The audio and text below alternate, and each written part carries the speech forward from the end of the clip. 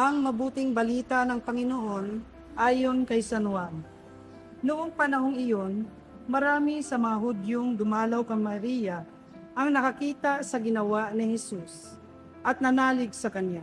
Ngunit ang ilan sa kanila'y pumunta sa mga Pariseo at ibinalita ang ginawa ni Jesus. Kaya tinipon ng mga punong saserdote at ng mga Pariseo ang mga kagawad ng Sinedrin. Ano ang gagawin natin? Wika nila. Gumagawa ng maraming kababalaghan ang taong ito. Kung siya'y pababayaan natin, mananampalataya sa kanya ang lahat. Paririto ang mga Romano at wawasakin ang templo at ang ating bansa.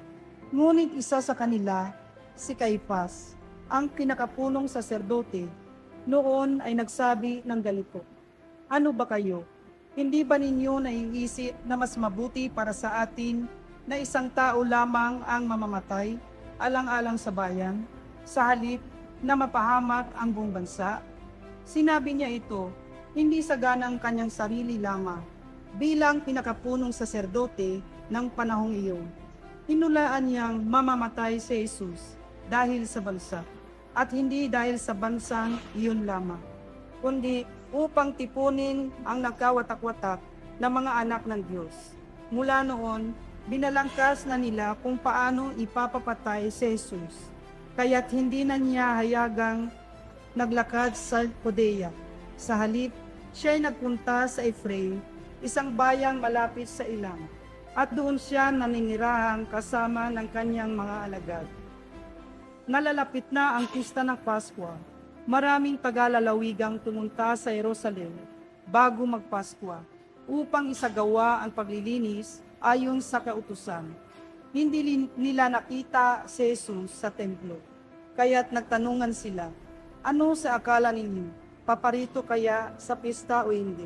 Ipinagutos ng mga punong saserdote at ng mga Pariseo na ituro ng sino mang nakakaalam kung nasaan si Jesus, upang siya ay maipadakip nila.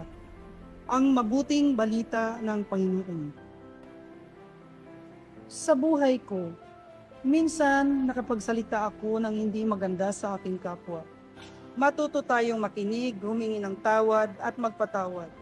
Linisin mo muna ang puwing bago mo linisin ang puwing ng iba. Matuto tayong tumanggap ng kamalian at pagsisihan ito. Ipamulat natin sa ating mga anak ang kagandang asal upang sa paglaki nito ay maibahagi nila ito sa iba. Maging huwaran tayo tulad ng ginawa ng Panginoon. Manalangin tayo. Panginoon, patawarin mo kami sa aming mga kasalanan. Maraming salamat po sa mga biyayang ipinagkaloob mo sa amin. Ipuin po ninyo ang mga taong nakakalimot at ilapit po sila sa iyo. Bigyan mo kami ng siksik-liglig umaapaw na biyaya. Paspasan mo kami, Panginoon, sa panahon ng Kwaresma, na kami ay makapagnilay, isa puso at isa buhay, upang inisin ang aming pagkatao at maging karapat-dapat ayon sa iyong kalooban. Amen.